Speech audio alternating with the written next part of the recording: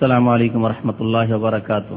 إن الحمد لله نحمده ونستعينه ونستغفره ونعوذ بالله من شرور أنفسنا ومن سيئات أعمالنا. من يهده الله فلا مضل له ومن يضلله فلا هادي له، وأشهد أن لا إله إلا الله وحده لا شريك له، وأشهد أن محمدا عبده ورسوله صلى الله تعالى عليه وعلى آله وصحبه وسلم تسليما كثيرا. يا أيها الذين آمنوا اتقوا الله حق تقاته ولا تموتن إلا وأنتم مسلمون. فإن خير الحديث كتاب الله، وخير الهدي هدي محمد صلى الله عليه وسلم، وشر الأمور محدثاتها، وكل محدثة بدعة، وكل بدعة ضلالة، وكل ضلالة في النار. أعوذ بالله من الشيطان الرجيم. بسم الله الرحمن الرحيم. وقرن في بيوتكن ولا تبرجن تبرج الجاهلية الأولى وأقمنا الصلاة وآتينا الزكاة وأطعنا الله ورسوله إنما يريد الله ليذهب عنكم الرجس أهل البيت ويطهركم تطهيرا. وقال الله تعالى في موضع آخر: والسابقون الأولون من المهاجرين والأنصار والذين اتبعوهم بإحسان رضي الله عنهم ورضوا عنه। মহান আল্লাহ রাব্বুল আলামিনের সমস্ত প্রশংসা, যে আল্লাহ আমাদের সৃষ্টিকর্তা, যে আল্লাহ রাব্বুল আলামিন আমাদেরকে একমাত্র তাঁর ইবাদত বন্দেগীর জন্য সৃষ্টি করেছেন। মহান আল্লাহ রাব্বুল আলামিন মানব জাতি থেকে বিশেষ বিশেষ ব্যক্তিদেরকে মনোনীত করেছেন, সম্মানিত করে ইজ্জত দান করেছেন ইহকালে পরকালে, শ্রেষ্ঠত্ব দান করেছেন সারা বিশ্ব জাহানের ওপর। দরুদ ও সালাম নাযিল হোক প্রিয় নবী মুহাম্মদ রাসূলুল্লাহ সাল্লাল্লাহু আলাইহি সাল্লামের উপর, যাকে আল্লাহ রাব্বুল আলামিন সারা বিশ্বের সমস্ত মানুষ এবং জিনের মধ্যে শ্রেষ্ঠত্ব দান করে মনোনীত করেছেন শেষ নবী মুহাম্মদ রাসূলুল্লাহ সাল্লাল্লাহু আলাইহি সাল্লাম হিসাবে। আল্লাহুম্মা সাল্লি আলাইহি আল্লাহুম্মা বারিক আলাইহি। আল্লাহ রাব্বুল আলামিন প্রিয় নবী মুহাম্মদ সাল্লাল্লাহু আলাইহি সাল্লামকে মনোনীত করেছেন এক সর্বাধিক সম্ভ্রান্ত পরিবার বংশ থেকে, যার নাম হচ্ছে কুরাইশ। রাসূলুল্লাহ সাল্লাল্লাহু আলাইহি ওয়াসাল্লাম এই ক্ষেত্রে, এই মনোনয়নের ক্ষেত্রে ইরশাদ করেছেন যে মহান আল্লাহ আমাকে নির্বাচিত করেছেন, মনোনীত করেছেন হাশেমের বংশের মধ্য থেকে, হাশেম গোত্র থেকে। আর হাশেমকে মনোনীত করেছেন কেনানা গোত্র থেকে, কেনানাকে মনোনীত করেছেন কুরাইশ গোত্র থেকে। তো আল্লাহ রাব্বুল আলামিনের মনোনয়ন রয়েছে প্রিয় নবী মুহাম্মদ রাসূলুল্লাহ সাল্লাল্লাহু আলাইহি সাল্লাম সম্পর্কে, প্রিয় নবী সাল্লাল্লাহু আলাইহি সাল্লামের বংশ সম্পর্কে। নবী কারীম সাল্লাল্লাহু আলাইহি সাল্লাম আরো ইরশাদ করেছেন, আনা ইবরু করিম ইবনে করিম, আমি সম্মানিত এবং সম্মানিতের ছেলে। তারপরে উল্লেখ করেছেন ইসমাইল আলাইহিস সালামের নাম, ইসমাইল আলাইহিস সালামের পিতা ইব্রাহিম আলাইহিস সালাতু ওয়াস সালামের নাম। তো আল্লাহ রাব্বুল আলামিন প্রিয় নবী সাল্লাল্লাহু আলাইহি সাল্লামকে যেমন শ্রেষ্ঠত্ব দান করেছেন, তেমন তার পরিবারের লোকজনদেরকে শ্রেষ্ঠত্ব দান করেছেন, যাদেরকে বলা হয় আলুল বাইত বা আহলে বাইত। এই আহলে বাইত অর্থাৎ আহলে বাইতুর রাসূল, সংক্ষেপে আহলে বাইত বা আহলে বাইত অর্থাৎ পরিবারের লোক, পরিবারের সদস্য। আহলে বাইতুর রাসূল অর্থাৎ রাসূলুল্লাহ সাল্লাল্লাহু আলাইহি সাল্লামের পরিবারের সদস্য। এই ক্ষেত্রে এমনিতে পরিবার এক অর্থে ব্যবহার হয়, যেটি ব্যাপক ক্ষেত্রে সবার ক্ষেত্রে, তা হচ্ছে যে স্বামী স্ত্রী ছেলে মেয়ে নিয়ে একটি পরিবার। নবী করিম সাল্লাল্লাহু আলাইহি সাল্লামের আহলে বাইতের ক্ষেত্রে একটু তফাৎ রয়েছে। তারা তো অবশ্যই পরিবার বা আহলে বাইত, কিন্তু তার সাথে সাথে নবী করিম সাল্লাল্লাহু আলাইহি সাল্লামের বংশের অর্থাৎ হাশেম গোত্রের যেসব লোকেরা ইসলাম গ্রহণ করেছেন এবং ইসলামের ওপর ইন্তেকাল করেছেন, তারা হচ্ছেন আহলে বাইত। মহান আল্লাহ রাব্বুল আলামিন প্রিয় নবী মুহাম্মদ রাসূলুল্লাহ সাল্লাল্লাহু আলাইহি সাল্লামের বিবিগণ সম্পর্কে বিশেষ করে সূরা আহজাবে সম্বোধন করেছেন তাদেরকে দ্বীনের বিভিন্ন বিধিবিধানের কথা, নামাজের কথা, যাকাতের কথা, আল্লাহ এবং রাসূলের আনুগত্যের কথা, তারপরে পর্দানশীন হয়ে থাকার কথা। তারপরে মহান আল্লাহ রাব্বুল আলামিন ইরশাদ করেছেন, ইন্নামা ইউরিদুল্লাহু আন ইউযহিবা আনকুমুর রিজস। আল্লাহ রাব্বুল আলামিন চান তোমাদের থেকে অপবিত্রতা দূর করতে। আহলাল বাইত, হে আহলে বাইতের লোকেরা, হে নবী বংশের লোকেরা, নবী বংশের ওই সব লোক যারা ঈমান নিয়ে এসেছিল, যারা ইসলাম গ্রহণ করেছিল, তাদের সম্পর্কে আল্লাহ রাব্বুল আলামিন বলেছেন ওয়া ইউতাহহিরাকুম তাতহীরা, এবং তোমাদেরকে সুন্দর করে পবিত্রতা দান করতে চান। সুন্দরভাবে আল্লাহ রাব্বুল আলামিন পাক পবিত্র করতে চান, পরিষ্কার পরিচ্ছন্ন করতে চান। এই ছিল আয়াত আলে বাইত সম্পর্কে। আলে বাইতের মধ্য থেকে একজন শ্রেষ্ঠ ব্যক্তি হচ্ছেন নবী করিম সাল্লাল্লাহু আলাইহি সাল্লামের প্রিয় নাতি হযরত হাসান বিন আলী ইবনে আবি তালিব রাদিয়াল্লাহু তাআলা আনহুমা। হাসান, এই হাসান রাদিয়াল্লাহু তাআলা আনহুমা সম্পর্কে আজকে আপনাদের সামনে আলোচনা করব। তবে তার বিস্তারিত জীবন নয়, আর বিস্তারিত জীবন আলোচনা করার সময়ও নেই, যেহেতু সময় অল্প, এই 1 ঘন্টার মধ্যে আলোচনা শেষ হবে।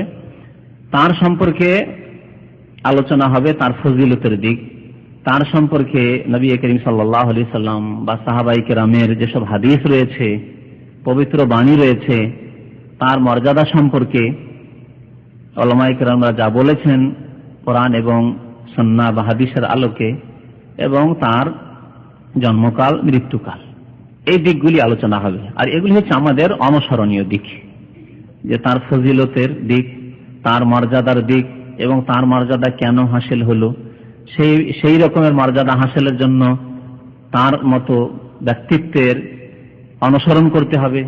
নবী মুহাম্মদ রাসূলুল্লাহ সাল্লাল্লাহু আলাইহি সাল্লামের পরে যে সব লোকদের, অর্থাৎ সাহাবায়ে কেরামদের, সালেহীন সৎকর্মশীলদের অনুসরণ করতে হবে, তাহলে সৎকর্মশীলদের, আল্লাহওয়ালাদের অন্তর্ভুক্ত হওয়া যাবে। এটি হচ্ছে আমাদের লক্ষ্য উদ্দেশ্য, এ হচ্ছে আমাদের লক্ষ্য উদ্দেশ্য।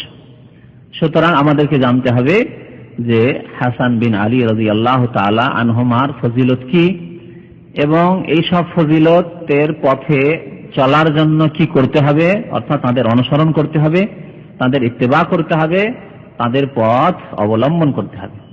তো হাসান বিন আলী রাদিয়াল্লাহু তাআলা আনহুমা সম্পর্কে আপনাদের সামনে আলোচনার ক্ষেত্রে বললাম যে মহান আল্লাহ রাব্বুল আলামিন সূরা আহজাব আয়াত নম্বর 33 এ ইরশাদ করেছেন যে ইন্নামা ইউরিদুল্লাহু লিইয়ুযহিবা আনকুমুর রিজস, আল্লাহ রাব্বুল আলামিন চান যে তোমাদের থেকে নাপাকিকে দূর করবেন, অপবিত্রতাকে দূর করবেন। অপবিত্রতা বা নাপাকি এক হচ্ছে বাহ্যিক, যেটি হচ্ছে নাপাক বস্তু, কাপড়ে লেগে যাওয়া, শরীরে লেগে যাওয়া, এগুলি হচ্ছে এক নাপাকি, বা এমন নাপাকি যাতে উযু করার প্রয়োজন রয়েছে, গোসলের প্রয়োজন রয়েছে, এগুলিও নাপাকি। এগুলি হচ্ছে জাহিরি বা বাহ্যিক নাপাকি। এর চাইতে বড় নাপাকি হচ্ছে অন্তরের নাপাকি, কলব বা হৃদয়ের নাপাকি, আর তা হচ্ছে কুফর, শিরকের নাপাকি, পাপাচারের নাপাকি, গুনাহ করার নাপাকি।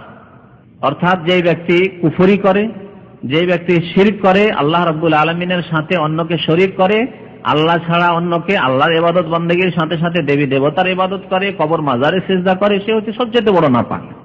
সে হচ্ছে সবচেয়ে বড় নাপাক। যে আল্লাহকে অস্বীকার করে, আল্লাহর বিধানকে অস্বীকার করে, সেই ব্যক্তি সবচেয়ে বড় নাপাক। আর যে ব্যক্তি পাপ করে সে নাপাক, আর যে যত বেশি পাপ করে সে তত বেশি নাপাক। যে ব্যক্তি যত বেশি পাপ করে সেই ব্যক্তি তত বেশি নাপাক। যে যত গুনাহগার সে তত বেশি নাপাক, অপবিত্র। আল্লাহ রাব্বুল আলামিন বলছেন ইন্নামা ইউরিদুল্লাহু লিইয়ুযহিবা আনকুমুর রিজসা আহলাল বাইত, হে আহলে বাইতের লোকেরা, রাসূলুল্লাহ সাল্লাল্লাহু আলাইহি সাল্লামের বংশের লোকেরা, মহান আল্লাহ তোমাদের থেকে অপবিত্রতা, নাপাকিকে দূরীভূত করতে চান। ঈমানের দ্বারা কুফর এবং শিরকের নাপাকি দূর করতে চান, সৎ কর্মের দ্বারা অসৎ কাজের, পাপের নাপাকিকে দূর করতে চান। লিইয়ুযহিবা আনকুমুর রিজস আহলাল বাইত ওয়া ইউতাহহিরাকুম তাতহীরা, এবং তোমাদেরকে আল্লাহ রাব্বুল আলামিন পবিত্র করতে চান সুন্দরভাবে। এ হচ্ছে আহলে বাইতের ফজিলত সম্পর্কে কোরআনে কারীমের আয়াত। নাপাকি সবচেয়ে বড় নাপাকি যে শিরক এবং কুফরের নাপাকি, এর প্রমাণ সূরা তওবায় রয়েছে। মহান আল্লাহ রাব্বুল আলামিন মুশরিকদেরকে বলছেন, মুশরিক অর্থাৎ যারা আল্লাহর সাথে অন্যের পূজা পাঠ করে, অন্যের সামনে সিজদা করে, অন্যের কাছে দোয়া করে, অন্যের সামনে প্রার্থনা করে, মুশরিক মানে অমুসলিম নয়। আজকাল অধিকাংশ বিশ্বের মুসলিমরা মনে করে যে মুশরিক মানে কি বিজাতি, মুশরিক মানে অমুসলিম। না, কখনো না। অমুসলিম মুশরিক, কিন্তু বহু মুসলিম যারা জাতিগত বা বার্থ জন্মগত মুসলিম তারা অনেকেই মুশরিক, বরং কোরআনের ভাষায় বলা হয়েছে অধিকাংশই মুশরিক। আজকে দেখুন সারা বিশ্বে এই সৌদি আরব আর এই গালফের 2-4টা কান্ট্রি বাদ দিয়ে সারা বিশ্বের মুসলিম দেশ কবর মাজার পূজায় লিপ্ত। সে দেশের প্রধান পূজা হচ্ছে কবর মাজার পূজা। গত সপ্তাহে আমাদের এক শেখ বললেন যে খবরটি আমি জানতাম না, যে ইরাকে ইমাম আবু হানিফার কবর পূজা হচ্ছে, আব্দুল কাদের জিলানী তো বড় পীরের পূজা হচ্ছে। এখানে একটি প্রশ্ন আমার, যে মাযহাব মানার ক্ষেত্রে ইমাম আজম মানে মহান এবং সবচেয়ে বড় ইমাম আবু হানিফা, আবার পীরতন্ত্রের ক্ষেত্রে তিনি কেন বড় ইমাম হতে পারলেন না? বড় ইমাম জিলানী হয়ে গেল, গৌসুল আজম কি করে? এই প্রশ্নের উত্তর চাই কবর পূজারীদের কাছে। আটরসি, মাইজভান্ডারি আর যতগুলি বাংলাদেশে কবর পূজারী আছে তাদের কাছে এই প্রশ্ন রাখবেন, যে ইমাম আজম হলো আবু হানিফা আর তার তাকলিদ করছেন, তার তাকলিদ করা ওয়াজিব, হানাফি মাযহাব মানা ওয়াজিব। তাহলে বড় পীর কি করে ইমাম আবু হানিফা না হয়ে আব্দুল কাদের জিলানী হয়ে গেলেন? আর তার নাম গৌসুল আজম। ওইদিকে ইমাম আজম, এই গৌসুল আজম। ইমাম আবু হানিফা গৌসুল আজম হতে পারতেন না? যখন মুশরিকই হয়ে গেছে এই লোকেরা, তো ইমাম আবু হানিফার পূজা করলেও মুশরিক, আর ইমাম আব্দুল কাদের জিলানীর পূজা করলেও মুশরিক। তাই কেন যে বড় ইমাম তার পূজা করে মুশরিক হলো না? তারা পূজা করছে অবশ্যই তারা, কিন্তু গৌসুল আজম আরেকজনকে করে ফেলেছে। রহস্য কি তাদের? তো যাই হোক, আজকে সারা বিশ্বের মুসলিমদের কি অবস্থা দেখুন। ইমাম আবু হানিফার পূজা করতেও তারা ছেড়ে দেয়নি।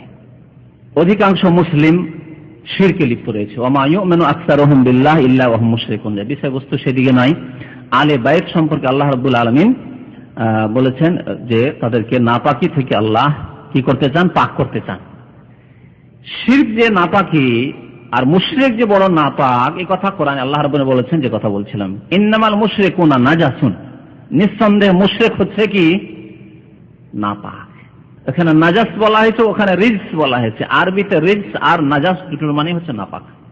মহান আল্লাহ এই রিজস শব্দ দিয়ে বলছেন ফাজতানিবু রিজসা মিনাল আওসান। আল্লাহ ছাড়া অন্যের পূজার নাপাকি থেকে তোমরা বেঁচে থাকো। আরে কোরআনের এই আয়াতে আল্লাহ আর রিজস মিনাল আওসান, আওসান মানে আল্লাহ ছাড়া অন্যের পূজা, দেবী দেবতার আকারে পূজা হতে পারে, মূর্তির আকারে, আর কবর মাজারের আকারেও পূজা হতে পারে। আওসান ব্যাপক, আল্লাহ ছাড়া যে কোনো জিনিসের পূজা হলে তাকে ওয়াসান বা আওসান তার বহুবচন বলা হয়, রিজস মিনাল আওসান। তো আলে বাইতের মর্যাদা রয়েছে। এই জন্য নবী করিম সাল্লাল্লাহু আলাইহি ওয়াসাল্লাম আলে বাইত সম্পর্কে, নবী করিমের বংশধর সম্পর্কে নসিহত করেছেন উম্মতকে, সদাচরণ করার, তাদের সাথে তাদের হকের খেয়াল রাখার, তাদের সম্মান প্রদর্শন করার। কিন্তু আলে বাইত সৎ হইতে হবে, তাওহীদবাদী হইতে হবে, সুন্নাতের অনুসারী হইতে হবে, তাওহীদের জায়গায় যাতে করে শিরক দখল না করে, মুশরিক না হয়। যেমন আলে রসুল বা আলে বাইতের নামে বিভিন্ন দেশে, এমনকি বাংলাদেশে আছে আওলাদে রসুল। আওলাদে রসুলের নামে কবর মাজার পূজা করছে, তাদের কোনো ফজিলত নেই। যেমন আবু জাহাল, আবু লাহাবের কোনো ফজিলত নেই কোরাইশি হওয়া সত্ত্বেও। তারা কোরাইশি কিনা? কোরাইশি হওয়া সত্ত্বেও আবু লাহাবের কোনো ফজিলত আছে? আর আবু লাহাব নবী সাল্লাল্লাহু আলাইহি ওয়াসাল্লাম আপন চাচা, কোনো ফজিলত আছে না? আল্লাহ ধ্বংসের কথা বলেছেন, তাব্বাত ইয়াদা আবি লাহাব, আবু লাহাবের 2 হাত ধ্বংস হোক। ইমরাতু হাম্মালাতুল হাতাব, সে তো ধ্বংস হোক, তার স্ত্রী ধ্বংস হোক। তাহলে বোঝা গেল বংশের ভিত্তিতে কোনো ফজিলত নেই। এই জন্য নূহ আলাইহিস সালামের ছেলে কেনান কাফের, বন্যায় প্লাবিত হয়ে ডুবে ধ্বংস হলো। আল্লাহর কাছে দোয়া করতে লাগলেন নূহ আলাইহিস সালাম, আল্লাহ কঠোরভাবে নিষেধ করলেন, ওয়ালা তুখাতিবনি ফিল লাযিনা যালামু ইন্নাহুম মুগরাকুন। জালেমদের সম্পর্কে আমার কাছে সম্বোধন করে আমাকে বলবে না, আমার কাছে দোয়া করবে না, তাদেরকে অবশ্যই ডুবিয়ে ধ্বংস করা হবে, নিষেধ করে দিলেন। এই জন্য নবী করিম সাল্লাল্লাহু আলাইহি ওয়াসাল্লাম বলেছেন যে মানুষকে বংশ উদ্ধার করতে পারে না। মান বাত্তা বিহি আমালুহু লাম ইউসরা বিহি নাসাবুহু। অত্যন্ত মূল্যবান কথা, নবী করিম সাল্লাল্লাহু আলাইহি ওয়াসাল্লামের প্রত্যেকটি কথা মূল্যবান, কিন্তু এই কথাটি এই মুহূর্তে এই বিষয়ে অত্যন্ত মূল্যবান। ওমান বাত্তা বিহি আমালুহু, কারো আমল যদি তাকে পেছন দিকে ছেড়ে দেয়, পিছিয়ে পড়া করে দেয়, তাহলে লাম ইউসরা বিহি নাসাবুহু, তার বংশের যে মর্যাদা তাকে কোনোদিন অগ্রগামী করতে পারবে না, আগে নিয়ে যেতে পারবে না।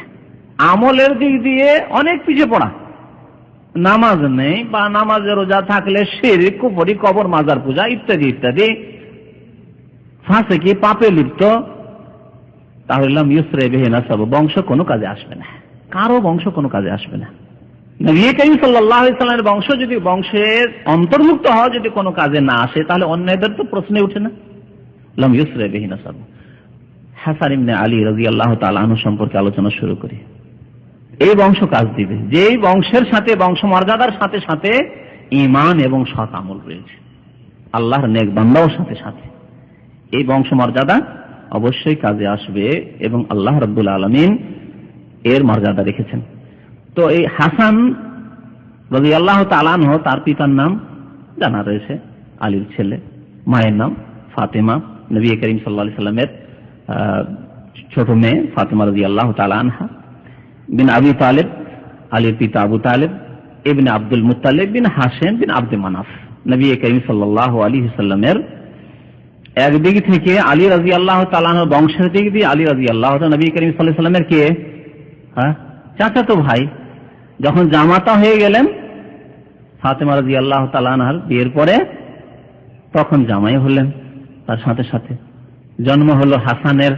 হাসানকে নবী করিম সাল্লাল্লাহু আলাইহি সাল্লামের প্রিয় নাতি রাদিয়াল্লাহু তাআলা আনহু।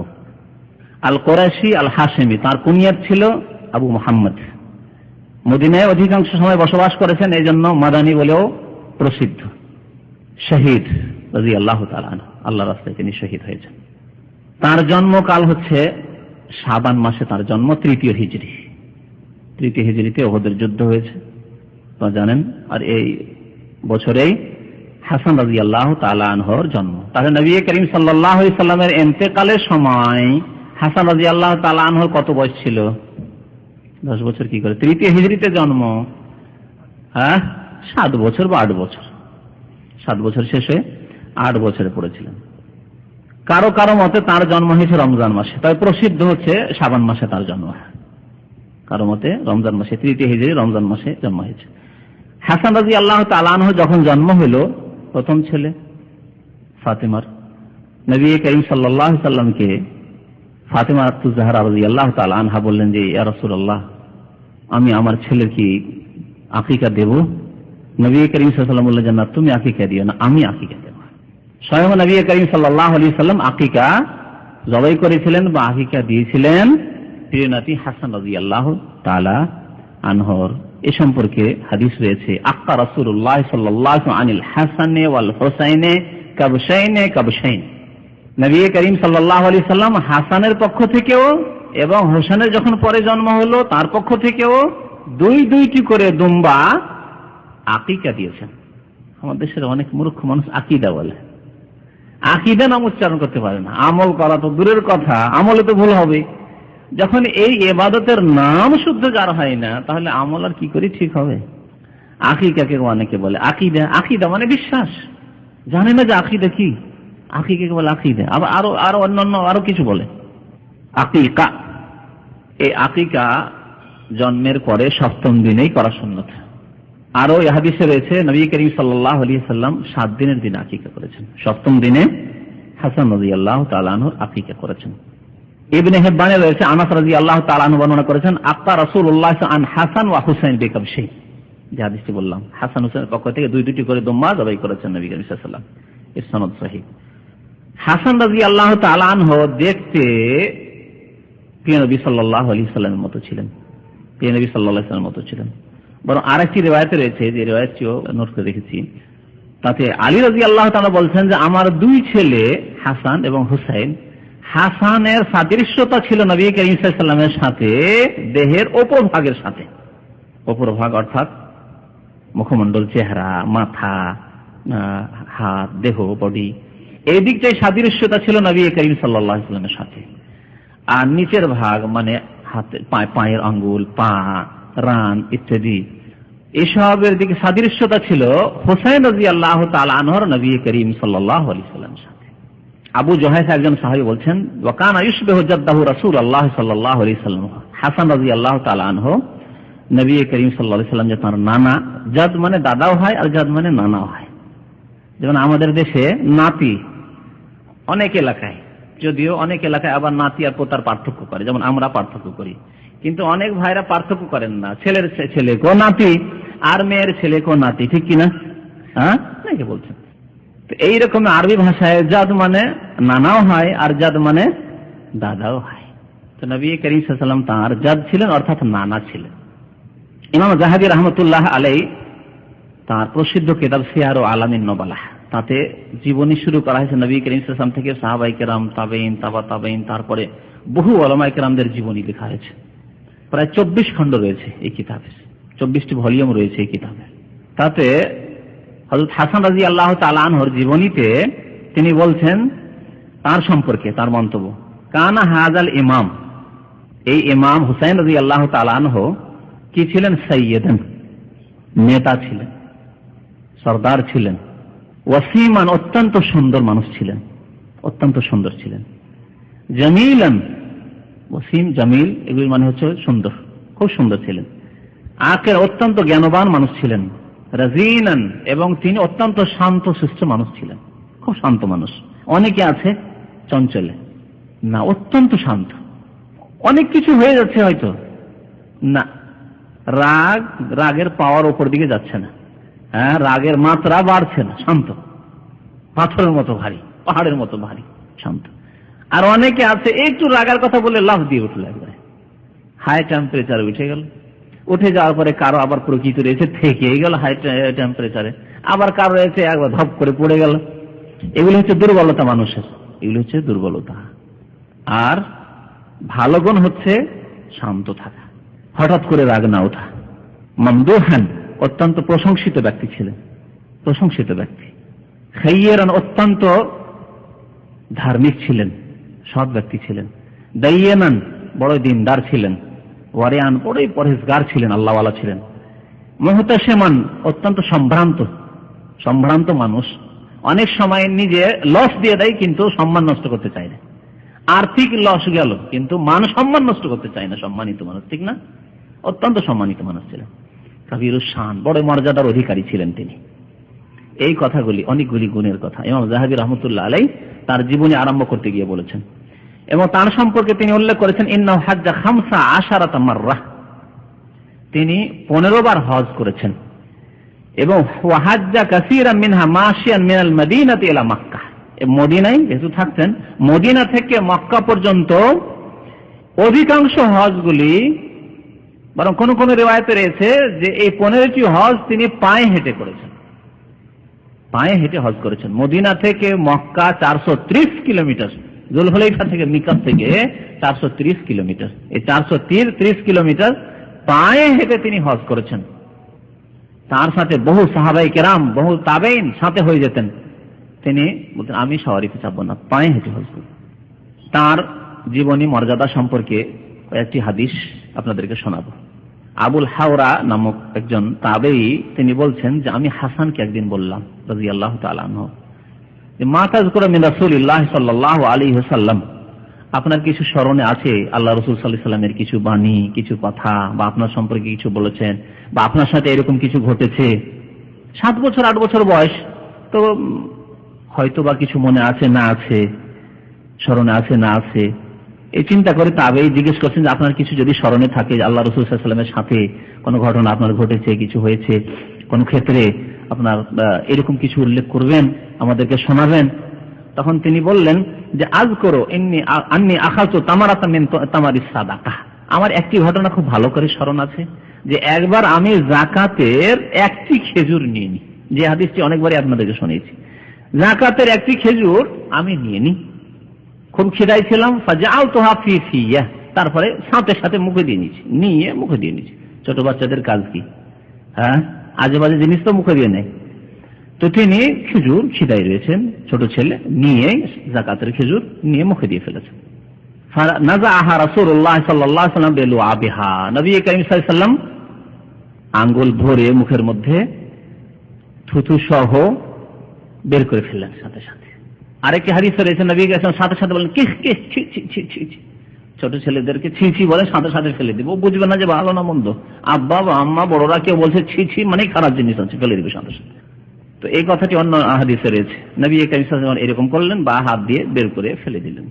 ফাজআলহা ফিত তামার, বের করে নিয়ে যে খেজুর ছিল, সাদাকার খেজুর, যাকাতের খেজুর, তাতে ফিরিয়ে রেখে দিলেন নবী করিম সাল্লাল্লাহু আলাইহি ওয়াসাল্লাম।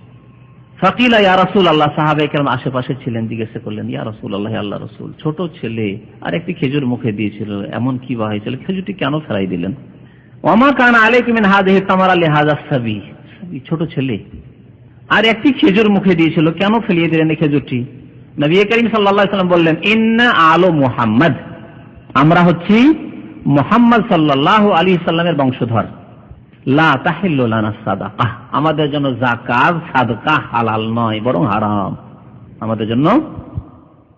তাদের কথা তো বাদ দেন যে তাদের ছেলেমেয়েরা কি খাচ্ছে না খাচ্ছে, ঠিক কিনা?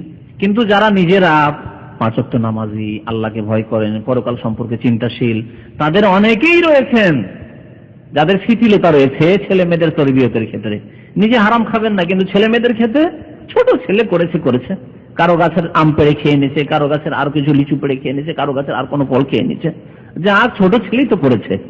ছেলেকে শাসন না করে আরো অজুহাত অন্যরা যদি আপনার কাছে অভিযোগ করতে আসে যে আপনার ছেলেই কাজ করেছে, তো আপনি ছেলেকে শাসন না করে আরো কি করেন? ছোট ছেলে, নাবালক ছেলে, বুঝলে কি করতো, এই কথা আপনি বলবেন না, শেখাবেন তাকে। বাবা হারাম, কারো বিনা অনুমতিতে কারো ধন সম্পদ খাওয়া, কারো ফল খাওয়া হারাম, এ শেখাতে হবে আপনাকে। নবী করিম সাল্লাল্লাহু আলাইহি ওয়াসাল্লামের এই সুন্নাত থেকে, এই হাদিস থেকে আমরা কি শিখতে পারলাম? যে ছোট্ট ছেলে হলেও, 2 বছর 3 বছর 4 বছরের ছেলে হলেও এই ক্ষেত্রে হালাল এবং হারামে সম্পর্কে সজাগ থাকতে হবে। এই ছিল একটি হাদিস। হাদিসটি মুসনাদ আহমদে রয়েছে, আবু দাউদ, নাসাঈ, তিরমিজি বহু হাদিসে রয়েছে।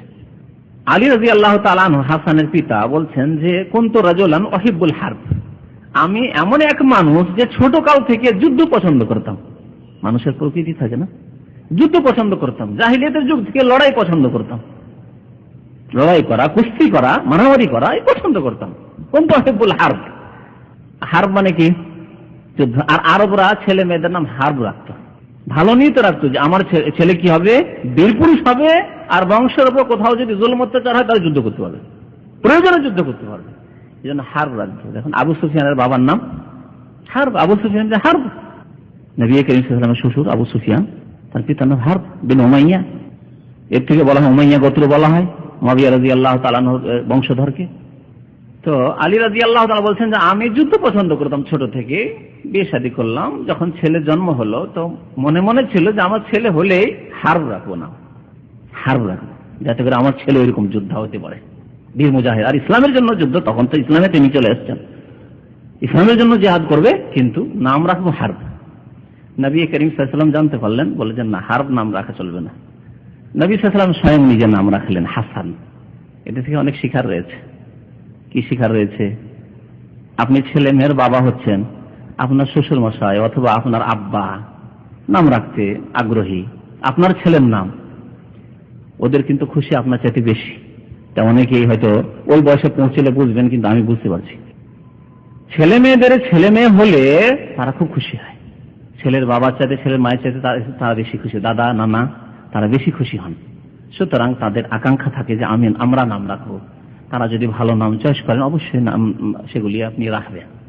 আর যদি খারাপ নাম চয়েস করেন, হতে পারে যে সেই রকম জ্ঞান নেই দিন সম্পর্কে, তাহলে খারাপ নাম চয়েস করে ফেলেছেন, সেই ক্ষেত্রে আপনি পরামর্শ দেবেন যে আব্বা এই নামটি না রেখে এই নামগুলি রাখলে ভালো হতো মনে হয়, এই নামের চাইতে ওই নামগুলি অর্থপূর্ণ নাম, ভালো নাম, পরামর্শ দেবেন, কিন্তু একবার রিজেক্ট করে দেবেন না যে না কিছু বুঝেন না, এসব নাম রেখে দিয়ে বসে আছেন, কি জানেন আপনি এই সম্পর্কে, ইসলাম সম্পর্কে, ভালো নাম সম্পর্কে জানেন কিছু আপনি?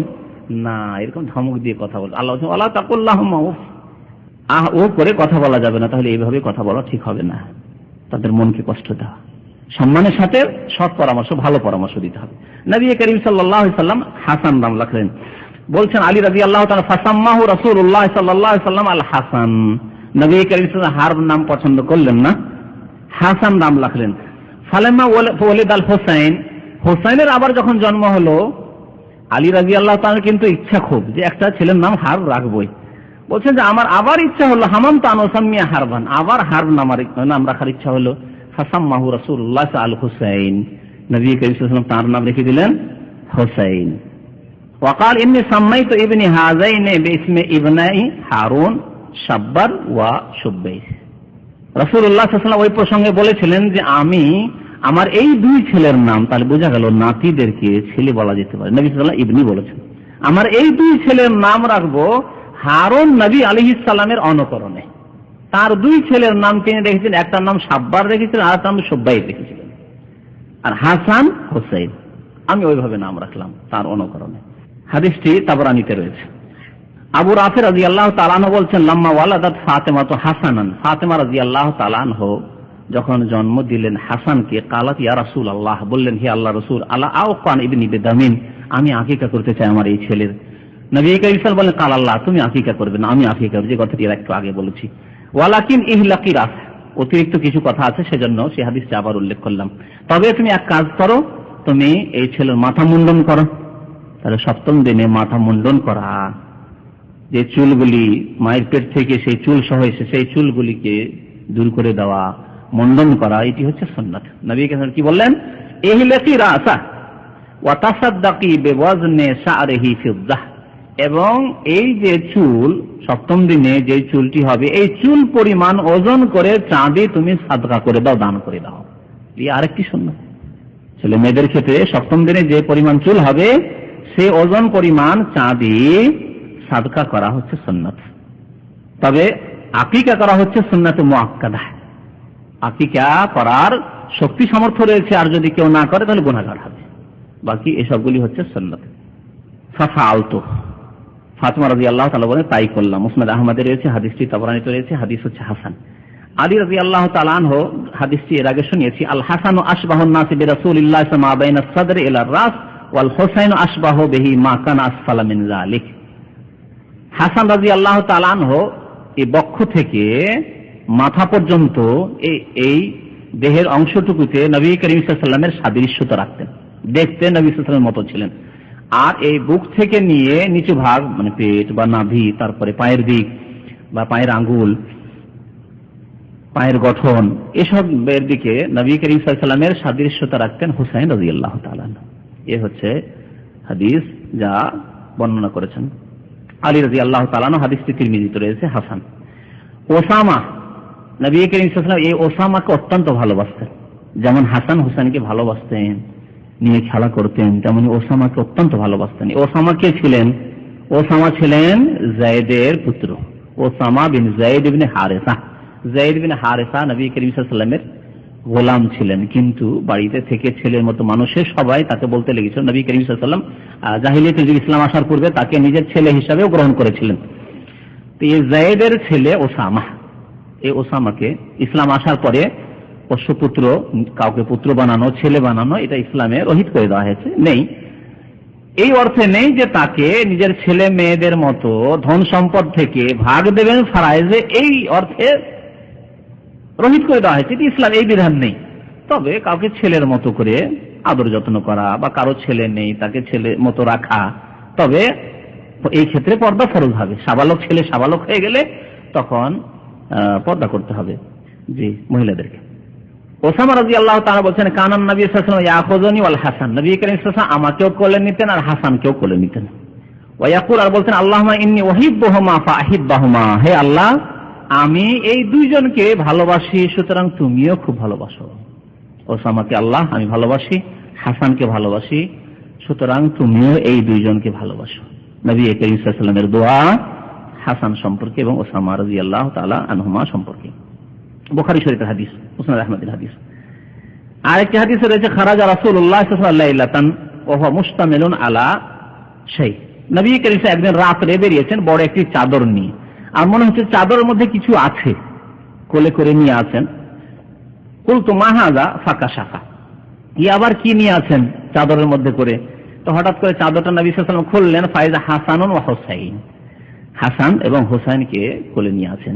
আলা ওয়ারিকাই ফাকাল হাযানি ইবনায়া ওয়া ইবনা বিনতি, এই হাসান হোসেন আমার পুত্র এবং আমার মেয়ের পুত্র।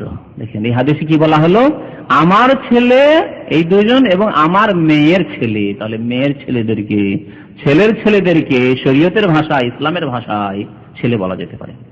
আল্লাহুম্মা ইন্নী উহিব্বুহুমা, হে আল্লাহ আমি এই দুইজনকে অত্যন্ত ভালোবাসি। ফা আহিব্বাহুমা ওয়া আহিব্বা মান ইউহিব্বুহুমা, সুতরাং তুমিও এদেরকে ভালোবাসো এবং যারা এদেরকে ভালোবাসে। অতিরিক্ত আরো দোয়া রয়েছে, আর এখানে ওসামার পরিবর্তে কার নাম রয়েছে? হোসেন রাদিয়াল্লাহু তাআলা আনহু কথা রয়েছে। হাসান হোসেন রাদিয়াল্লাহু তাআলা আনহুকে কোলে নিয়ে রয়েছেন নবী করিম সাল্লাল্লাহু আলাইহি ওয়াসাল্লাম, বললেন হে আল্লাহ আমি এদেরকে ভালোবাসি, ইন্নী উহিব্বুহুমা ফাআহিব্বুহুমা, এদেরকে তুমি ভালোবাসো, ওয়া আহিব্বা মা ইউহিব্বুহুমা, এবং যারা এই দুইজনকে ভালোবাসবে, হাসান হুসাইন রাদিয়াল্লাহু আনহুমাকে ভালোবাসবে, তাদেরকে তুমিও ভালোবাসো।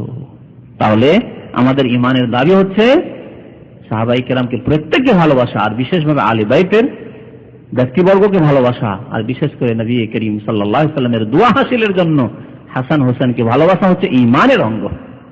এবং এই দোয়া হাসিলের উপায় নবী করিম সাল্লাল্লাহু আলাইহি ওয়াসাল্লামের দোয়া যে আল্লাহ ওই ব্যক্তিদেরকেও ভালোবাসো যারা আমার প্রিয় নাতি হাসান হোসেনকেও ভালোবাসে। সুতরাং আল্লাহ ওই গোমরাহ বিধর্মীদের অন্তর্ভুক্ত না করে নাসেবীদের, যারা আহলে বাইতের লোকদের সাথে শত্রুতা রেখেছে অথবা রেখে থাকে। যদিও আলহামদুলিল্লাহ আমাদের দেশে এরকম লোক নেই, কিন্তু অন্যান্য দেশে এরকম কিছু লোক আছে যারা আহলে বাইতের সাথে শত্রুতা রাখে, হাসান হোসেন রাদিয়াল্লাহু তাআলার সাথে শত্রুতা, রাদিয়াল্লাহু তাআলা আনহুমার সাথে শত্রুতা রাখে, আর তাদের সম্পর্কে অনেক এমন কথা বলে যেগুলি শত্রুতামূলক কথাবার্তা। এরা হচ্ছে গোমরাহ, এরা হচ্ছে পথভ্রষ্ট, এবং এরা নবী করিম সাল্লাল্লাহু আলাইহি ওয়াসাল্লামের এই নেক দোয়া থেকে মাহরুম, বঞ্চিত, হতভাগা। আবু হুরায়রা রাদিয়াল্লাহু তাআলা আনহু এই দোয়া সম্পর্কে আরেকটি হাদিস বর্ণনা করেছেন। আন্নান নবী সাল্লাল্লাহু আলাইহি ওয়াসাল্লাম হাসান, একদিন শুধু হাসান ছিলেন সেই দিন। আল্লাহুম্মা ইন্নী উহিব্বুহু ফাআহিব্বা, হে আল্লাহ আমি এই হাসানকে ভালোবাসি, আল্লাহ তুমি এই হাসানকে ভালোবাসিও। ওয়া আহিব্বা মা ইউহিব্বা, এবং এই হাসান রাদিয়াল্লাহু তাআলা আনহুকে যে ভালোবাসবে তাকেও আল্লাহ তুমি ভালোবাসিও। হাদিসটি মুসনাদ আহমদে রয়েছে এবং হাদিসের সনদ সহিহ। নবী করিম সাল্লাল্লাহু আলাইহি ওয়াসাল্লাম সম্পর্কে আবু বকর রাদিয়াল্লাহু তাআলা আনহু বর্ণনা করেছেন একটি হাদিস, রাআইতু রাসূলুল্লাহ সাল্লাল্লাহু আলাল মিম্বারি ওয়াল হাসান ইলা জামবিহি ওয়া হুয়া ইয়াকুল ইন্না ইবনি হাযা সাইয়্যিদুন ওয়া ইন্নাল্লাহা সায়ুসলিহু বিহি বাইনা ফিয়াতাইনি আযীমাতাইনি মিনাল মুসলিমিন। এই হাদিস অত্যন্ত প্রসিদ্ধ হাদিস এবং ঐতিহাসিক হাদিস নবী করিম সাল্লাল্লাহু আলাইহি ওয়াসাল্লামের। আবু বকরা সাহাবী রাদিয়াল্লাহু তাআলা আনহু বলছেন, আবু বকর নয়, আরেকজন সাহাবী হচ্ছে আবু বকরা। তিনি বলছেন, আমি রাসূলুল্লাহ সাল্লাল্লাহু আলাইহি ওয়াসাল্লাম একবার মিম্বারের উপর খুতবা দিতে দেখেছিলাম, হাসান রাদিয়াল্লাহু তাআলা তার পাশে দাঁড়িয়েছিলেন। ওয়া হুয়া ইয়াকুল, এবং নবী করিম সাল্লাল্লাহু আলাইহি ওয়াসাল্লাম ইরশাদ করছিলেন এই কথা, ইন্না ইবনি হাযা সাইয়্যিদ, আমার এই ছেলে একজন নেতা, সাইয়্যিদ, সরদার। ওয়ালা আল্লাহ আন ইউসলিহা বিহি, এবং আমি আশা রাখি মহান আল্লাহ রাব্বুল আলামিন আমার এই ছেলের দ্বারা মুসলিমদের দুইটি বড় দলের মাঝে মীমাংসা করে দেবেন, সন্ধি করিয়ে দিবেন। দুইটি বড় দলের মাঝে দ্বন্দ্ব সৃষ্টি হবে, মতানৈক্য হবে, ইখতিলাফ হবে, বিবাদ সৃষ্টি হবে, আর এই বিবাদের নিষ্পত্তি হবে আমার এই প্রিয় ছেলে ইন্না ইবনি হাযা সাইয়্যিদ, আমার এই প্রিয় ছেলে হাসান রাদিয়াল্লাহু তাআলা আনহুর মাধ্যমে। নবী করিম সাল্লাল্লাহু আলাইহি ওয়াসাল্লামের ভবিষ্যৎবাণী এখনো হয়নি, ছোট ছেলে নবী করিম সাল্লাল্লাহু আলাইহি ওয়াসাল্লাম ভবিষ্যৎবাণী করছেন এই হাসানকে দিয়ে আল্লাহ রাব্বুল আলামিন বাইনা ফিয়াতাইনি আযীমাতাইনি মিনাল মুসলিমিন, শুধু দুটি দল নয়, দুইটি বিশাল দল, দুইটি বড় দলের মাঝে লক্ষ লক্ষ লোক এক এক দলে, এক একজনের পিছনে, এই দুই দলের মাঝে, আর দুই দল লড়াইয়ের জন্য প্রস্তুত। এই অবস্থায় আল্লাহ রাব্বুল আলামিন হাসান রাদিয়াল্লাহু তাআলা আনহুকে দিয়ে মীমাংসা করিয়ে দিবেন, সন্ধি করিয়ে দিবেন এই দুই দলের মাঝে। বুখারী শরীফের হাদিস, তিরমিজির হাদিস, নাসাঈর হাদিস, আবু দাউদের হাদিস। এই হাদিসের বা এই ভবিষ্যৎবাণীর বাস্তবায়ন কখন হলো? আলী রাদিয়াল্লাহু তাআলা আনহু শহীদ হয়ে গেলেন। খারেজিরা, আর এই খারেজিদের দল হচ্ছে আজকালকার সন্ত্রাসী মুসলিম দেশে যারা মুসলিমদেরকে খুন করছে, এরা হচ্ছে তাদের দল। এই খারেজিরা পরিকল্পনা তৈরি করে আলী রাদিয়াল্লাহু তাআলা আনহু ফজর নামাজের জন্য আসছিলেন মসজিদে, কুফার মসজিদের উদ্দেশ্যে। কুফায় ছিলেন তখন, যেহেতু তিনি রাজধানী কুফায় নিয়ে চলে গেছেন তার জীবদ্দশায়। কুফার মসজিদে যেতেই তাকে শহীদ করা হয়েছিল রাদিয়াল্লাহু তাআলা আনহু। তারপরে খেলাফতের বায়াত হলো, শপথ হলো হাসান রাদিয়াল্লাহু তাআলা আনহুর সাথে। প্রায় 6 মাস খানেক খলিফা থাকলেন, কিন্তু ঐক্যমত হলো না। আলী রাদিয়াল্লাহু তাআলা আনহু যতদিন বেঁচে ছিলেন ততদিন মুআবিয়া রাদিয়াল্লাহু তাআলা আনহু খেলাফতের দাবি করেননি, তবে তার দাবি অন্য ছিল। তার দাবি ছিল যে আমার আত্মীয় তৃতীয় খলিফা উসমান রাদিয়াল্লাহু তাআলা আনহু, তাকে মদিনায় নির্মমভাবে হত্যা করা হলো, শহীদ করা হলো, তার কিসাস কেন নেওয়া হলো না? এবং যারা খুন করেছে তারা এখনো আপনার সাথে শামিল হয়ে রয়েছে, মানে এখনো তারা রয়েছে, চলাফেরা করছে, ঘোরাফেরা করছে, তাদেরকে কোনো শাস্তি দেওয়া হলো না। তার এই যুক্তি ছিল। আলী রাদিয়াল্লাহু তাআলা যুক্তি এর চাইতে বেশি যুক্তিযুক্ত। তিনি বলছিলেন যে আমার হাত শক্ত করো, এবং শত শত লোক বাড়ি ঘেরাও করে শহীদ করেছে। সব লোককে তো হত্যা করা যাবে না, তাদের সবাইকে তো হত্যা করা যাবে না, এটি ইসলামের বিধানও নয় যে যারা বাড়ি ঘেরাও করে সবগুলিকে হত্যা করা যাবে, বা যারা তাদের হইচয়ে এসেছে তাদের সবাইকে হত্যা করা যাবে না, বরং যারা ঘরে ঢুকে উসমান রাদিয়াল্লাহু তাআলা শহীদ করেছে তাদেরকে ধরে শনাক্ত করতে হবে যে কে কে গিয়ে আঘাত করেছে এবং উসমান রাদিয়াল্লাহু তাআলা শহীদ করেছে, তারপর তাদের উপর কিসাসের বাস্তবায়ন হবে, তাদেরকে হত্যা করা হবে। আর যদি এখনই তুমি বিচ্ছিন্ন হয়ে থাকো তাহলে তো আমি কোন ঠাসা, আমি তো দুর্বল, তাহলে এরাই তো আমার উপর চেপে পড়বে, যখনই বলবো উসমানের কিসাস নেবে তখন আমাকে এরা খুন করে দেবে। এই ছিল পরিস্থিতি তখনকার। আলী রাদিয়াল্লাহু তাআলা বলেন, আগে তুমি বায়াত করে নাও, প্রথমে শপথ করো, আমার হাত শক্ত করো, তারপরে খুঁজে দেখছি এর বিচার করা হবে, অত সত্য। কিন্তু মুআবিয়া রাদিয়াল্লাহু তাআলা নিজের যুক্তিতে শক্ত হয়ে থেকে গেলেন এবং তিনি আনুগত্য করলেন না যে খলিফায়ে হক, খলিফায়ে রাশিদ আলী রাদিয়াল্লাহু তাআলা আনহু। এই ভুলটি তার দ্বারা হতেই থাকত তার জীবনে। আলী রাদিয়াল্লাহু তাআলা যখন শহীদ হয়ে গেলেন তখন মুআবিয়া রাদিয়াল্লাহু তাআলা আনহু দেখলেন যে এখন তো আলী সামনে নেই। ততদিন পর্যন্ত তিনি দামেস্কের শাম দেশের গভর্নর হয়ে থেকেছেন, আলী রাদিয়াল্লাহু জামানায় খেলাফতের দাবি করেনি। কখন এই দ্বন্দ্ব ছিল না আলী রাদিয়াল্লাহু তাআলার সাথে যে না তুমি খলিফা হবেন আমি হব, এই দ্বন্দ্ব কোথাও ছিল না। কেউ যদি বলে একেবারে ডাহা মিথ্যা কথা। তবে তার ইন্তেকালের পরে মুআবিয়া নিজেকে ভাবলেন যে আমি হাসান চাইতে সিনিয়র, আমি অভিজ্ঞ, হাসান চাইতে বয়সপ্রাপ্ত, আমি হাসান চাইতে সিনিয়র, সুতরাং এখন আমি খলিফা হব, খলিফা হওয়ার যোগ্যতা আমি রাখি।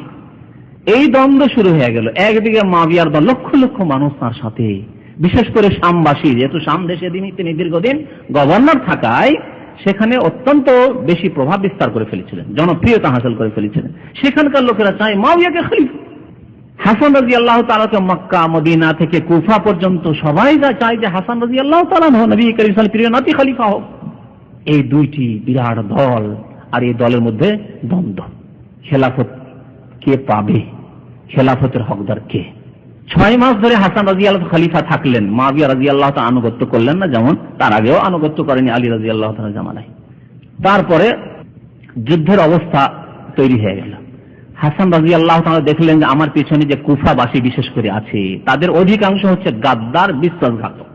তাদেরকে কাজের ক্ষেত্রে গিয়ে দেখা গেছে কথাই খুব বেশি, তারা কথায় চাকচিক্যতা তাদের বেশি, কিন্তু এদের মধ্যে মুনাফিকী এত বেশি ঢোকা ছিল, আর গাদ্দারি বিশ্বাসঘাতকতা এত বেশি ছিল, যেখানে কাজের মুহূর্ত সেখানে তারা নেই। আর এই বিশ্বাসঘাতকতাই করেছিল হুসাইন রাদিয়াল্লাহু তাআলা আনহুর সাথে।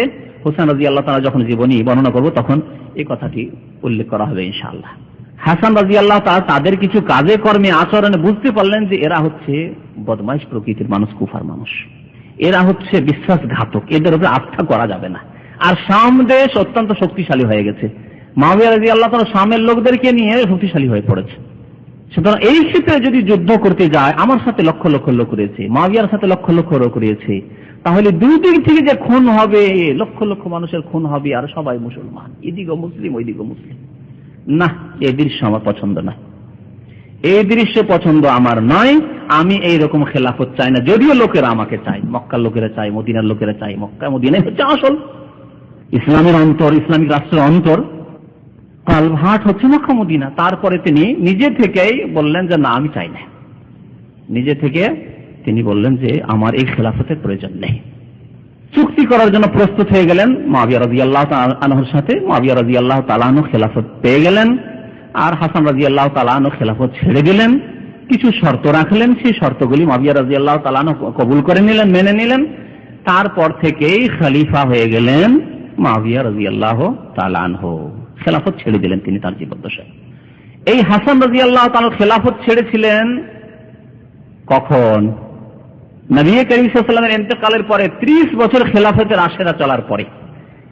এর মাধ্যমে নবী সাল্লাল্লাহু আলাইহি ওয়াসাল্লামের আরেকটি হাদিসের ভবিষ্যৎবাণীর বাস্তবায়ন হচ্ছে, তা হচ্ছে নবী সাল্লাল্লাহু আলাইহি ওয়াসাল্লামের বাণী, আল খেলাফাতু ফি উম্মতি 30 সানা, আমার উম্মতে খেলাফত থাকবে কত বছর?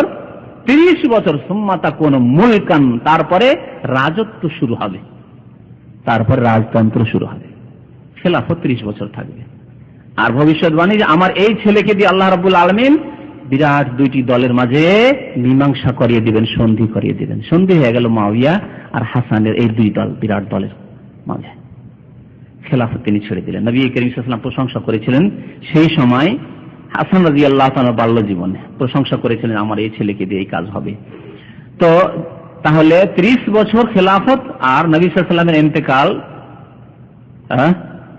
11 হিজরি, তাহলে কতদিন হয়ে যায়? প্রায় 41 বছর।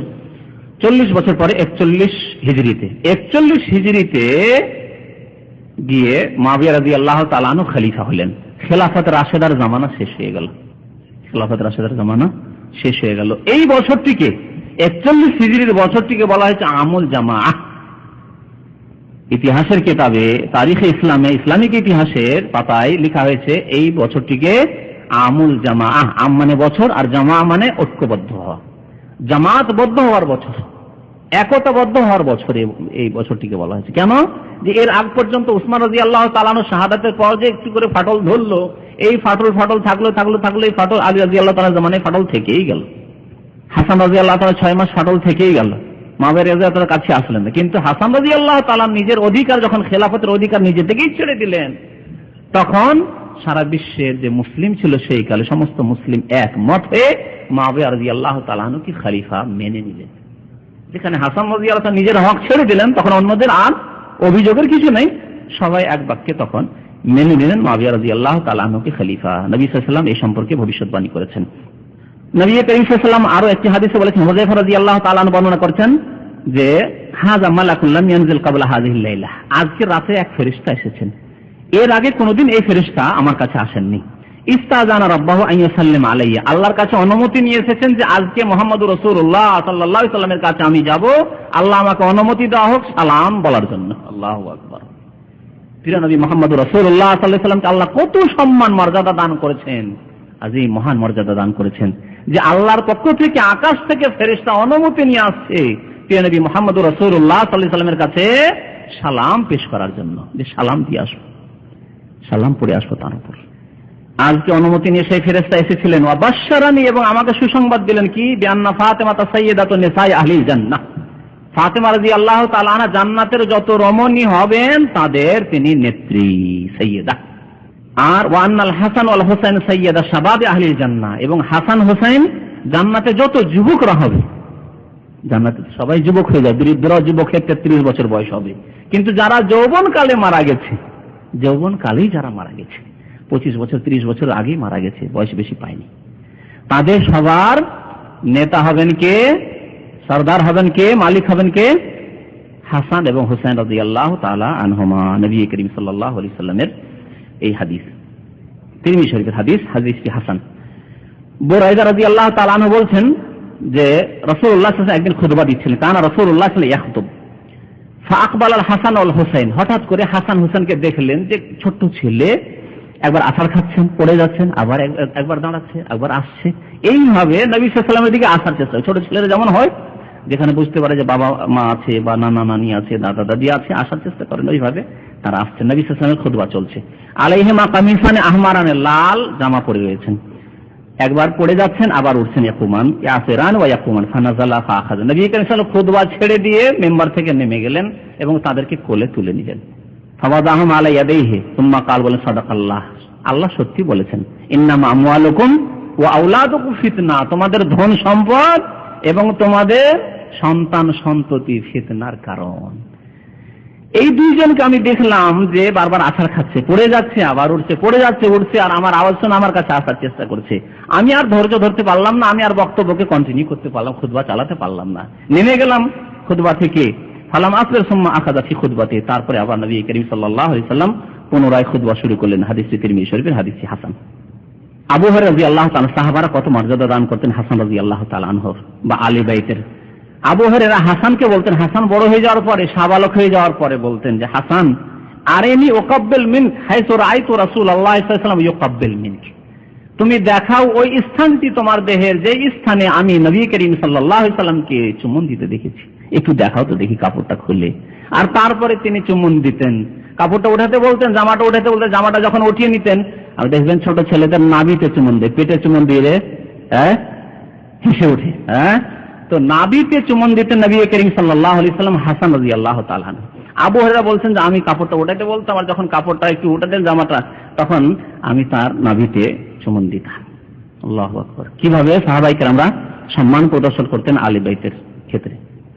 আরেকটি বর্ণনা শোনায় আমর ইবনুল আসাম, তিনি বলছেন তাবেই হাসানকে একদিন বলছেন, হাসান রাদিয়াল্লাহু তাআলা আনহুকে, এই কথাটি এই শিয়া রাফেজীদের ক্ষেত্রে অত্যন্ত গুরুত্বপূর্ণ। ইন্না শিয়াতা তাজামু আন্না আলিয়ান মাবউসুন ক্বাবলা ইয়াউমিল কিয়ামা, সেই যুগে শিয়াদের গুমরাহি শুরু হয়ে গেছিল। কিছু কিছু শিয়া, যারা শিয়া মানে আজকালকার শিয়ার মতো শিয়া, তখন কিছু কিছু জন্মাতে শুরু হয়েছিল। শিয়ার শাব্দিক অর্থ হচ্ছে সহযোগী। তো যারা সত্যিকার আলী রাদিয়াল্লাহু তাআলা আনহুর সহযোগী ছিল তারা শিয়া এই অর্থে, কিন্তু তারা আবু বকর, উমর, উসমান তাদেরকে গালাগালি করতেন না, অন্যান্য সাহাবীদেরকে গালাগালি করতেন না, মা আয়েশা রাদিয়াল্লাহু তাআলা আনহাকে গালাগালি করতেন, অকথ্য ভাষা বলতেন না তাদের সামনে, তারা ওই রকম ছিলেন। কিন্তু কিছু গোমরা শিয়া তখনও দেখা দেওয়া শুরু হয়েছিল। তাদের একটি আকীদা কি ছিল যে আলী রাদিয়াল্লাহু তাআলা আনহু শহীদ হলে কি হবে, আবার পৃথিবীতে পুনরায় ফিরে আসবেন। আলী রাদিয়াল্লাহু তাআলা আনহু আবার পৃথিবীতে ফিরে আসবেন দুনিয়াতে কিয়ামতের আগে। শিয়া রাফেজীদের আকীদা এরকম আছে যে তাদের ইমাম ফিরে আসবেন, আসার পরে সারা বিশ্বের শিয়া রাজত্ব কায়েম হবে। ইসলামিক রাজত্ব না, তাদের রাফেজি শিয়া ইরানি রাজত্ব কায়েম হবে। এ হচ্ছে ইরানি রাফেজি শিয়াদের আকীদা, বা যে সব দেশে রাফেজি শিয়া রয়েছে তাদের এই আকীদা। তো এই আকীদার খণ্ডন রয়েছে হাসান রাদিয়াল্লাহু তাআলা আনহুর পবিত্র বাণী থেকে। স্বয়ং হাসান রাদিয়াল্লাহু তাআলা আনহু, যিনি তাদের দ্বিতীয় ইমাম তাদের ধারণায় শিয়া রাফেজীদের, তিনি কি বলছেন শুনুন। তাকে যখন জিজ্ঞাসা করা হলো যে শিয়াদের ধারণা আন্না আলিয়ান মাবউসুন ক্বাবলা ইয়াউমিল কিয়ামা, কিয়ামতের পূর্বেই আলীকে আবার প্রেরিত করা হবে, দুনিয়াতে আবার আসবেন তিনি ফিরে, এ কথা কি ঠিক? কাকে জিজ্ঞাসা করা হচ্ছে? আলী রাদিয়াল্লাহু তাআলার ছেলেকে হাসানকে জিজ্ঞাসা করা হচ্ছে। তিনি বললেন কাযাবু আল্লাহ, আল্লাহর কসম করে বলছি এই শিয়ারা মিথ্যুক, মিথ্যা কথা বলছে। কাযাবু আল্লাহ, আল্লাহর কসম করে বলছি এরা মিথ্যুক, আলী আবার ফিরে আসবে। তারপরে তিনি বলেন মা হাওলা বিশিয়া, এরা আমাদের সহযোগী নয়, আমাদের শত্রু এরা। এখানে শিয়ার অর্থ হচ্ছে সহযোগী, এরা আমাদের সহযোগী নয়, আহলে বাইতের সহযোগী নয়, এরা হচ্ছে দুশমন, শত্রু। তারপরে তিনি বললেন যে লাউ আলেমনা আন্নাহু মাবউস, যদি আমরা এই বিশ্বাস রাখতাম আর জানতাম আল্লাহ রাসূলের পক্ষ থেকে যে আলী রাদিয়াল্লাহু তাআলা পুনরায় ফিরে আসবেন, তাহলে মা যাওয়াজনা নিসাআ ওয়ালা ইখতাসামনা মালা, তাহলে তার বিবিরা, যখন তিনি শহীদ হন একাধিক স্ত্রী ছিল তখন। ফাতেমা রাদিয়াল্লাহু তাআলা আনহার তো ইন্তেকাল আগেই হয়ে গেছে, আলী রাদিয়াল্লাহু তাআলা আনহার আগেই, কিন্তু পরে যে সব বিবি ছিলেন, একাধিক বিবি ছিলেন আলী রাদিয়াল্লাহু তাআলা আনহার কাছে। তিনি বলছেন যে তাই যদি জানতাম যে আবার আব্বা ফিরে আসবেন, তাহলে তার বিবিদের অন্য জায়গায় বিয়ে দেওয়া জায়েজ হতো। ফিরে আসবেন, আব্বা আসবেন, তো বিবিরা থাক। যদি জানতাম যে আবার আমার আব্বা ফিরে আসবেন পৃথিবীতে, তাহলে কখনো আমার সৎ আম্মাদের বিয়ে দিতাম না অন্য জায়গায়, নিজেরাই বিয়ে দিয়েছেন সৎ আম্মাদের। ওয়ালাক্তাসামনা মালাহু, আর তার ধন সম্পদে ভাগ বন্টন করতাম না, আসবেন তো তিনি, সুতরাং তার ধন সম্পদের প্রয়োজন রয়েছে। আর আমাদের হকই বা কোথায়? তিনি যখন আবার ফিরে আসবেন তাহলে কি করে ভাগ করতে পারি? ভাগ করতাম না। কত সুন্দর কথা। আর আজকে রাফেজি শিয়ারা এই দোহাই পেড়ে, মিথ্যা দোহাই পেড়ে আলী রাদিয়াল্লাহু তাআলা হাসান হোসেনের আর ফাতেমার দোহাই পেড়ে কুফরি, শিরক, কবর, মাজার পূজা, এই কবর মাজার পূজায় যে সুন্নি মুসলমান কবর পূজারীদের মধ্যে এসেছে, আটুজি, মাঝবান্ডারি, আরো যে সব জাতি রয়েছে এই সুফিজমে যারা বিশ্বাসী, তাদের মধ্যে এই শিয়া রাফেজি থেকে এসেছে। এই ধর্মটি শিয়া রাফেজিদের থেকে এসেছে, আর শিয়া রাফেজিরা এই ধর্ম নিয়ে এসেছে ইহুদিদের থেকে। তাহলে কবর মাজার পূজার ধর্ম করতে গেছে, বুঝতে পারলেন? ইহুদিদের থেকে এসছে এই ভ্রান্ত আকীদা, কুফরি আকীদা শিয়াদের মধ্যে, আর শিয়াদের থেকে এসছে এই কবর পূজারীদের মধ্যে, বেরেলভিদের মধ্যে, রেজভিদের মধ্যে। তার সম্পর্কে এখন ইন্তেকালের কথা বলি। তার ইন্তেকাল হয়েছিল শাহাদাতের ইন্তেকাল, তাকে বিষ দেওয়া হয়েছিল। উমাইয়া বংশের লোকেরা নেতৃত্বে ছিল, তাদের কেউ শত্রুতা করে বিষ দিয়ে, বারবার বিষ দিয়েছে, একবার না। আল্লাহ রাব্বুল আলামিন তাকে এই ক্ষমতা, হায়াত যেহেতু রেখেছিলেন, বারবার তাকে বিষ দেওয়া হয়েছিল, বিষ পান করেছেন, কিন্তু কোনোদিন তার উপর বিষ আক্রমণ করতে পারেনি এবং তার ইন্তেকাল হয়নি। সর্বশেষ যে বিষ দেওয়া হয়েছিল তাতে তার ইন্তেকাল, যখন ইন্তেকালের সময় চলে এসেছে, আল্লাহ রাব্বুল আলামিন ফয়সালা করেছেন যে ইন্তেকালের সময় চলে এসেছে, সময় এখন পৃথিবীতে শেষ হাসানের, তারপরে তার ইন্তেকাল হয়েছে এই বিষের মাধ্যমে। এই বিষ দেওয়া হয়েছিল যাদের পক্ষ থেকে, আল্লাহ ভালো জানে তাদের সম্পর্কে। তবে এই ক্ষেত্রে মারওয়ান নামক যে ব্যক্তি ছিল, এদের হাত ছিল, এ সম্পর্কে এতটুকু জানা যায়, আল্লাহু আলাম। কাতাদা বলছেন কালাল হাসান লিল হুসাইন, হোসেন তখন এসে রয়েছেন, হাসান বলছেন হোসেনকে, ছোট ভাইকে, কাদ সুকিতু সুম্মা গায়রা মাররা, বহুবার আমাকে বিষ দেওয়া হয়েছে, ওয়ালাম উসকা মিসলা হাযিহি, তবে এইবারে যে আমাকে বিষ দেওয়া হয়েছে এর মতো শক্ত বিষ এর আগে কখনো দেওয়া হয়নি, আর বরদাস্ত করতে পারছি না। ইন্নী লাযাউ কাবেদি, আর মনে হচ্ছে আমার কলিজা জ্বলে টুকরো হয়ে নেমে যাচ্ছে, মনে হচ্ছে পেশাব পায়খানার সাথে কলিজা টুকরো হয়ে জ্বলে গলে নেমে যাচ্ছে।